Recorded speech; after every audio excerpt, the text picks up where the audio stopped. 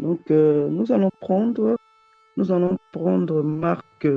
Marc 1, nous allons lire le 15 jusqu'au 17.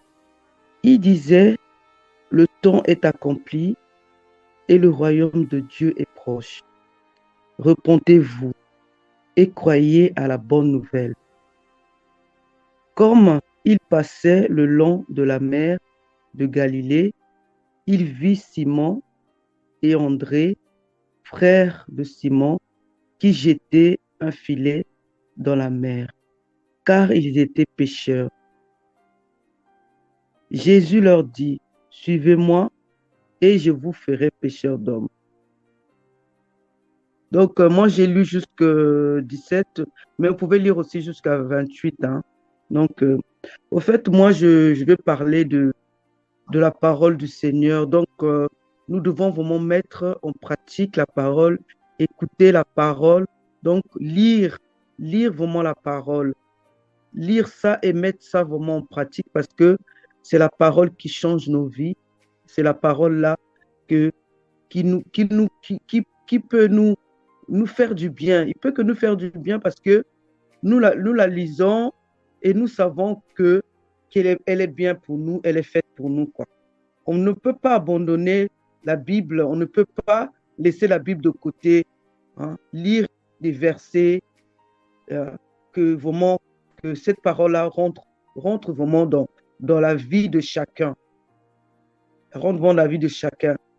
Nous devons apprendre aussi à nos enfants, hein, c'est quoi la Bible, les prendre, leur parler, leur lire les versets ensemble, ça soit le soir, ça soit prendre vraiment le temps de vraiment lire la Bible avec eux parce que les enfants vont lire la Bible, ils vont voir vraiment les choses qui sont merveilleuses dedans, que le Seigneur a préparées pour nous, pour nos vies.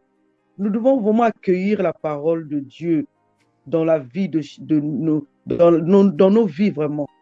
Accueillir la parole de Dieu, le mettre vraiment en pratique, ne pas laisser de côté parce que il y a moi je parle encore d'aujourd'hui parce que il y a des gens encore qui sont dans les sectes, ils rentrent, on leur monte, on leur dit, on leur dépouille.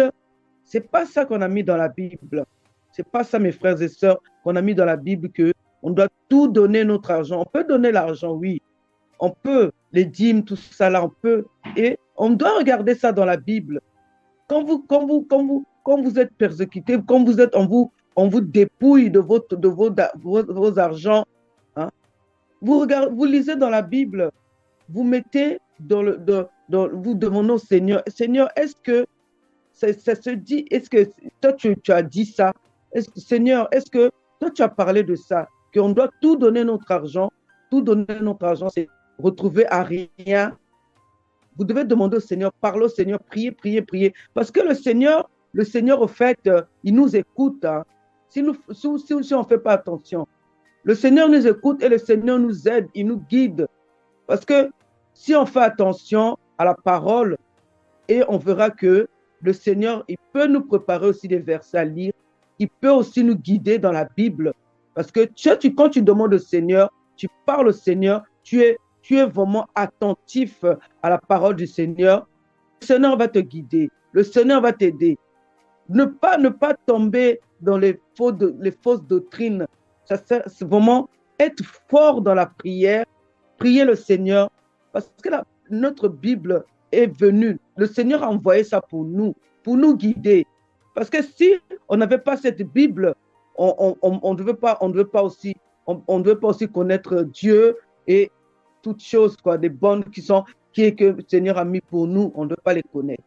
Donc, le petit message, mes frères et sœurs, vraiment, réveillez-vous, réveillez-vous, réveillez-vous vraiment, prenez vraiment au sérieux la parole dans la maison, dans nos maisons, vraiment à nos enfants, montrez vraiment à nos enfants montrez à vos enfants aussi que la parole est réelle, que la parole change, change un enfant, la parole change une personne, toute chose, quoi. Voilà, mes frères et sœurs, je vous laisse avec ce message. En tout cas, bonne journée chez vous. Que vraiment le Seigneur vous guide. Bonne journée. Shalom, shalom. Mon message se trouve dans Luc 19. Je vais lire à partir du verset 11.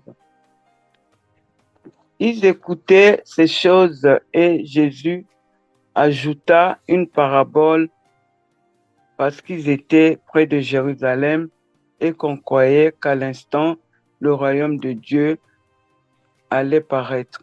Il dit donc, un homme de haute naissance s'en alla dans un pays lointain pour se faire investir de l'autorité royale et revêtir et revenir ensuite. Il appela 10 de ses serviteurs, leur donna 10 mines et leur dit, faites-les valoir jusqu'à ce que je revienne. Mais ses concitoyens le haïssaient et ils envoyèrent une ambassade après lui pour dire, nous ne voulons pas que cet homme règne sur nous. Lorsqu'il fut de retour après avoir été investi de l'autorité royale, il fit appeler auprès de lui les serviteurs auxquels il avait donné l'argent afin de connaître comment chacun l'avait fait valoir. Le premier vint et dit, Seigneur, ta mine a rapporté 10 mines. Il lui dit, c'est bien, bon serviteur, parce que tu as été fidèle en peu de choses, reçois le gouvernement de 10 villes. Le second vint et dit, Seigneur, ta mine a produit 5 mines. Il lui dit, toi aussi, sois établi sur 5 villes. Un autre vint et dit, Seigneur, voici ta mine que j'avais gardée dans un linge, car j'avais peur de toi parce que tu es un homme sévère. Tu prends ce que tu n'as pas déposé et tu moissonnes ce que tu n'as pas sémé. Il lui dit, je te juge sur tes paroles, méchant serviteur. Tu savais que je suis un homme sévère, prenant ce que je n'ai pas déposé et je moissonne ce que je n'ai pas sémé. Pourquoi donc n'as-tu pas mis mon argent dans une banque afin qu'à mon retour, je le retirasse avec un intérêt? Puis il dit à ceux qui étaient là, ôtez-lui la mine et donnez-la à celui qui a 10 mines. Et ils lui dirent, Seigneur, il a 10 mines, je vous le dis, on donnera à celui qui a, mais à celui qui n'a pas, on ôtera même ce qu'il a. Moi, mon message, je l'ai intitulé l'obéissance à notre Dieu. Donc, Jésus nous montre ici, il tire notre attention sur le fait que quand il nous fait confiance en nous remettant des tâches à accomplir, des responsabilités à respecter, des choses à gérer, nos maisons à gérer, car il dit dans sa parole que moi et ma maison, nous servirons l'Éternel, dans Josué 24, 15.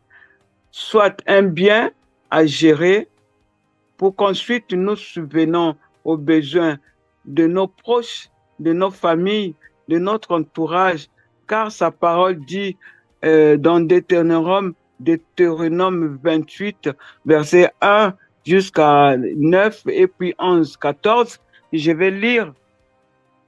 Si tu obéis à la voix de l'Éternel ton Dieu, en observant et en mettant en pratique tous ces commandements que je te prescris aujourd'hui, l'Éternel ton Dieu te donnera la supériorité sur toutes les nations de la terre. Et verset 9, tu seras pour l'Éternel un peuple saint. Il te l'a juré lorsque tu observeras les commandements de l'Éternel ton Dieu et que tu marcheras dans ses voies. Au verset 11, il dit, l'Éternel te comblera de bien en multipliant le fruit de tes entrailles, le fruit de tes troupeaux et le fruit de ton sol dans le pays que l'Éternel a juré à donner à tes pères. Et le verset 14 nous dit, et que tu ne te détourneras ni à droite ni à gauche de tous les commandements que je vous donne aujourd'hui pour aller après d'autres dieux et pour le servir. Je reprends au verset 12. L'Éternel t'ouvrira son bon trésor, le ciel, pour envoyer à ton pays la pluie en son temps et pour bénir tout le travail de tes mains. Tu prêteras à beaucoup de nations et tu n'emprunteras point. L'Éternel fera de toi la tête et non la queue. Tu seras toujours en haut et tu ne seras jamais en bas. Lorsque tu obéiras au commandement de l'Éternel, ton Dieu, que je te prescris aujourd'hui, lorsque tu les observeras et les mettras en pratique. Et au verset 4, il est dit, le fruit de tes entrailles, le fruit de ton sol, le fruit de tes troupeaux, les portées de ton gros et ton menu bétail, toutes ces choses seront bénies. Voilà, quand notre Seigneur nous commande de faire quelque chose, nous devons lui obéir. Notre Dieu ne nous a pas choisis au hasard, car il nous fait confiance. Il choisit ce qu'il veut.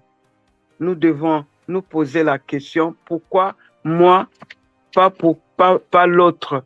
Quand il nous bénit, c'est que lui-même, il sait, parce qu'il fait grâce à qui tu veux, il fait miséricorde à qui il veut. Quand il nous choisit parmi tant d'autres, c'est parce qu'il nous fait confiance, parce qu'il nous donne, parce qu'il nous aime, parce qu'il tient à nous, il tient à nous, il veut notre bonheur. C'est pourquoi nous devons être fiers, reconnaissants pour ce privilège qu'il nous donne. Dans Jean 15, verset 16, il nous dit, ce n'est pas vous qui m'avez choisi, mais moi je vous ai choisi et je vous ai établi afin que vous alliez et que vous portiez du fruit et que votre fruit demeure, afin que ce que vous demanderez au Père en mon nom, il vous le donne. C'est pourquoi nous devons être fiers, reconnaissants d'être tous ces enfants bien-aimés, qu'à notre tour, nous devons être fidèles comme lui, juste comme lui, il est juste envers nous, lui montrer notre amour envers lui en respectant, en appliquant, en pratiquant ses commandements comme il le demande dans sa parole, qui dit, si vous m'aimez, gardez mes commandements, dans Jean 14, verset 15. Et aussi, quand il demande à Pierre dans Jean 21, 15, 17, je vais lire la parole. Après qu'ils eussent mangé, Jésus dit à Simon-Pierre, Simon, fils de Jonas, m'aimes-tu plus que ne m'aime seul-ci? Il lui répondit, oui Seigneur, tu sais que je t'aime.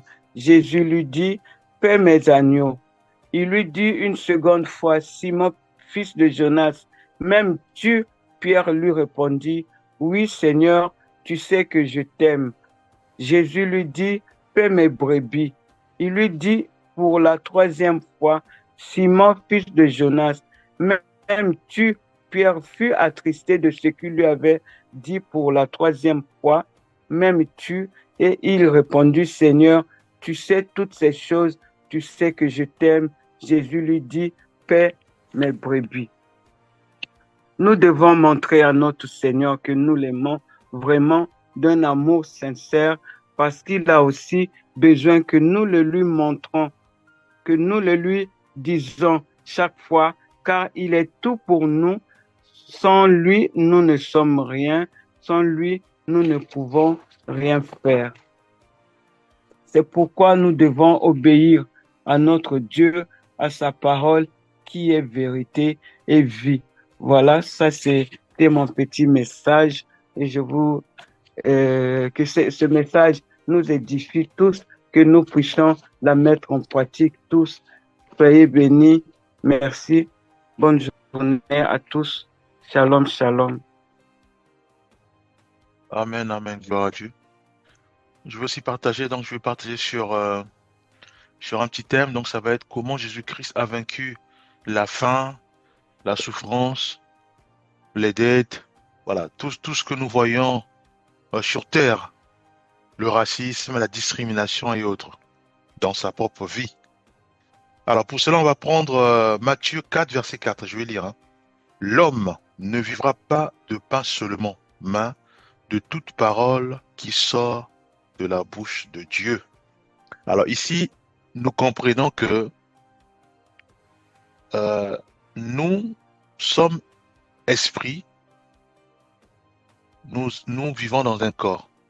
Alors, nous sommes âmes avec un esprit, nous vivons dans un corps. Et donc il y a, sur terre, nous avons le corps, certes, il doit être nourri par le pain et autres, mais notre esprit est nourri par la parole de Dieu. Ça, on le connaît, on connaît tous. Alors, c'est pour ça que nous verrons que Jésus-Christ, à maintes fois, il avait faim aussi. Certes, il multiplie les pains, certes, voilà, mais il y a eu des moments où il avait faim. Hein, nous voyons encore l'image de quand il a jeûné 40 jours et 40 nuits, et après, il avait faim. Et c'est à ce moment-là que le diable Satan est venu le tenter. Hein, pour dire, voilà, si tu es le Fils de Dieu, voilà, transforme cette pierre en pain. Parce qu'en fait, il a vu, il a observé que le Maître, enfin Jésus-Christ, avait faim. Et effectivement, il avait faim. C'est la Bible déclare qu'il avait faim. Voyez-vous. Et nous voyons aussi l'image quand il était avec les disciples. Et ils vont voir le figuier, ils vont courir pour aller récupérer les figues. Voyez-vous. Donc là, ça montre aussi qu'ils avaient faim. Et quand ils arrivent, il n'y avait rien. Et c'est comme ça que l'arbre va être maudit.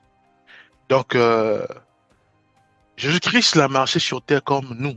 C'est-à-dire comme, voilà, comme vous et moi. Donc, il a travaillé, il a marché, il a enduré les mêmes épreuves. Il connaît la famine, il connaît les oppositions, il connaît les insultes, puisqu'il était sur terre. Voyez-vous? Mais il va être déclaré en disant que l'homme ne vivra pas de pain seulement, mais de toute parole qui sort de la bouche de Dieu. Voyez-vous? Donc ici, cela montre que si aujourd'hui, nous n'avons pas à manger à la maison, on n'a pas pu trouver de quoi manger, nous savons tous que c'est Dieu qui contrôle notre vie. Voyez-vous? À ce moment-là, ça ne sert à rien de s'énerver contre les parents, ça ne sert à rien de s'énerver contre son mari ou contre son épouse. Voyez-vous? Mais Dieu, c'est lui qui permet, peut-être qu'il a fait ainsi, pour que nous puissions aussi nourrir notre esprit, notre corps, notre âme, notre esprit. Voyez-vous, par la prière, par la méditation de la parole de Dieu. Donc, c'est l'occasion favorable de se mettre en jeûne et de prier, bien aimé. C'est toujours important parce que cela booste notre homme intérieur, notre esprit. Donc, nous devons réaliser que l'homme ne vivra pas seulement du pain. Voyez-vous, il y a aussi la nourriture de Dieu. Il dit, mais de toute parole qui sort de la bouche de Dieu.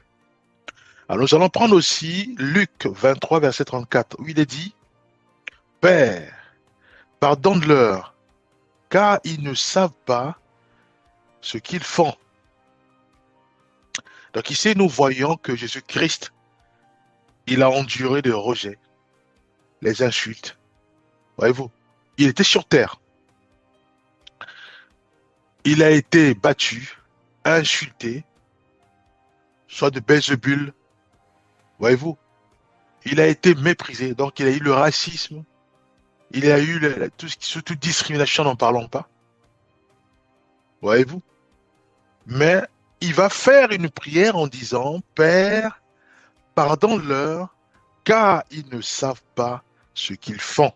Voyez-vous. Aujourd'hui, si un frère me dit, non, on peut pas tendre la joue. Si on nous frappe par la joue gauche, tendre aussi la joue droite. Non. moi je réagis. Ça veut dire que ce frère n'a pas boosté son esprit par la parole de Dieu. Parce que plus nous boostons notre esprit par la parole, par la méditation de la parole de Dieu, plus nous devenons humbles. Nous sommes éclairés et nous marchons comme notre maître. Voyez-vous, lui, il va déclarer, il va dire, Père, pardonne-leur. Il fait une prière à ceux et celles, à tous ceux et celles qui l'ont cloué à la croix, à tous ceux et celles qui l'ont insulté, qui l'ont méprisé. Plus, étant donné qu'il priait constamment, ça veut dire qu'il était en connexion, en fusion avec son Père. Voyez-vous, à ce moment-là, il va voir que ceux et celles, ou ses ennemis, ou ceux et celles qui lui fait du mal, il va voir qu'en fait, ils n'ont pas la connaissance parfaite. Ils n'ont pas la plénitude de la connaissance de Dieu. D'ailleurs, il va avoir pitié d'eux, malgré que c'est lui qui souffre à la croix. Il va prier pour eux. Voyez-vous? Donc, cela montre que Jésus-Christ, il a enduré la souffrance sur terre. Il a enduré, il a tout enduré, mais il ne s'est pas abattu, il ne s'est pas cherché à avoir les juges pour défendre sa cause, malgré qu'il avait raison. Voyez-vous? Il a laissé faire, il a laissé le juste juge, lui, juger. Dieu, c'est à lui qui doit juger. Voyez-vous? Donc ça ne sert à rien de juger les gens ou de répliquer parce qu'on a reçu un coup, hein, comme disent dent pour dent, œil pour œil. Non, ça ne sert à rien, ça ne marche pas. Jésus-Christ, il est au contraire venu nous dire que si on nous fait du mal, nous devons rendre le mal par le bien. Voyez-vous? Pourquoi? Parce que si on arrive à faire ainsi, cela veut dire que nous sommes éclairés. Ça veut dire que nous boostons notre esprit par la parole de Dieu. Voyez-vous? Ça veut dire que nous méditons constamment la parole de Dieu et on se rend compte que non, la personne qui nous fait du mal, elle n'est pas éclairée. Elle est conduite par le diable Satan. Elle est conduite par le mal. Or, nous sommes conduits par le bien puisque nous refutons le mal, puisque nous n'aimons pas le mal ou pratiquer le mal. Voyez-vous? Ici, Jésus-Christ va prier pour ceux et celles qui l'ont mis à la croix. Prenons aussi Colossiens 2, verset 14. Il est dit, il a effacé l'acte dont les ordonnances nous condamnaient et qui subsistait contre nous. Et il l'a détruit en le clouant à la croix. Prenons aussi Luc 10, verset 36 à 37.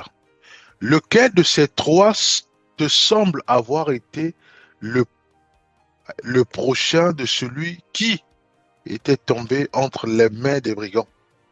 Je lui dis, va et toi fais de même. Puisque un bien-aimé dans la foule va dire, mais c'est qui est mon prochain? Qui est mon prochain? C'est là il va parler de parabole d'un frère qui s'est retrouvé pratiquement à terre, il était pratiquement mourant. Donc on avait là un frère qui, on va dire un pasteur qui sert le Seigneur, mais il voit ce frère mourant, il passe. Mais on voit encore un apôtre qui voit aussi qui passe, un apôtre de Dieu.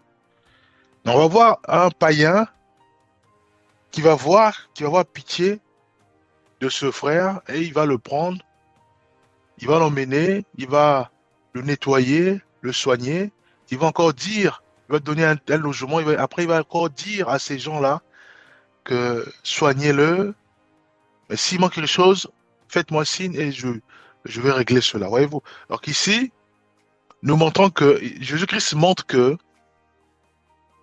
le prochain, c'est celui-là qui nous aime, qui nous aide.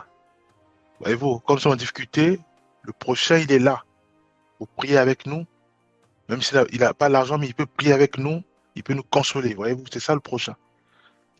Et non euh, celui-là qui prêche la parole de Dieu, mais que quand il te voit en détresse, en difficulté, il s'éloigne de toi. Hein, voyez-vous? Donc, mais ici, nous voyons que il y avait ce qu'on appelle le racisme à l'époque. Puisque les Juifs, voyez-vous, ne se mélangeaient pas avec les Samaritains. Il y a aussi une forme de discrimination. Puisqu'on le laisse là. On le voit, on le laisse là. Voyez-vous, il n'est pas soigné. Parce qu'il n'a pas l'argent. Voyez-vous. Mais ici, nous devons comprendre que Jésus-Christ a enduré tout cela. Souvenons-nous encore de Barnabas et Jésus-Christ. Il fallait que le peuple choisisse.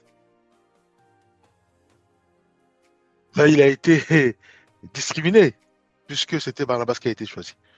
Prenons un dernier verset. Nous allons prendre Jean 4, verset 9. Il est dit, les Juifs, en effet, n'ont pas de relation avec les Samaritains. Voyez-vous? Mais qui est mon prochain? Dira ce frère à Jésus-Christ. Jésus-Christ va dire, le prochain, c'est pas des pharisiens. Le prochain, enfin, certes c'est des pharisiens, mais le prochain, c'est tout le monde. Voyez-vous? Donc il n'y a pas de distinction de race ou de couleur, non. Le prochain, c'est le bien-aimé qui est en face de toi, qui te regarde. C'est lui ton prochain. Voyez-vous? C'est lui ton prochain. Donc, si tu le méprises, tu méprises Dieu. Voyez-vous? Tu méprises Dieu, puisque c'est tout dans la Bible. Comment veux-tu dire que tu aimes Dieu en tant que tu méprises celui qui est à côté de toi, ton prochain? Voyez-vous? Puisque Dieu est en nous. Donc le prochain, ça peut être qui? Ça peut être un frère, une sœur d'Asie, d'Afrique, d'Europe, d'Océanie, d'Amérique, hein, les 5 continents. Ouais, c'est ça le prochain. Le prochain, c'est celui qui est en face de toi. Donc, tout ça pour dire quoi? Pour dire que nous devons prendre comme modèle Jésus-Christ. C'est le modèle parfait. Pourquoi? Parce qu'il est passé par là, par les mêmes souffrances que nous, et il a gagné, il a triomphé du monde. Il a aussi triomphé aussi du diable Satan. Voyez-vous? Donc, c'est lui seul qui est notre guide et notre modèle parfait. Comment il a fait pour endurer et vaincre sur les dettes, sur le racisme, sur la discrimination, sur les mépris, le rejet. Comment il a fait? Sur la faim. Voyez-vous? Mais nous devons poser ce genre de questions. À ce moment-là, le Saint-Esprit va commencer maintenant à nous guider, à nous orienter, à ouvrir la parole de Dieu, à mettre sur Jésus-Christ, et voir comment il faisait, puisque lui, c'est un gagnant. Il a gagné sur ces choses-là, sur terre. Il a vaincu le monde. Voyez-vous? Il a vaincu le monde. Et en même temps, il a aussi vaincu le diable Satan. Donc, c'est lui notre modèle parfait à suivre, à méditer constamment, dans la prière, bien sûr. Nous allons prier, Père, nous remettons ta main à nos vies, nous te bénissons, Père, pour vraiment ces messages que nous avons reçus. Sur les talents, Père.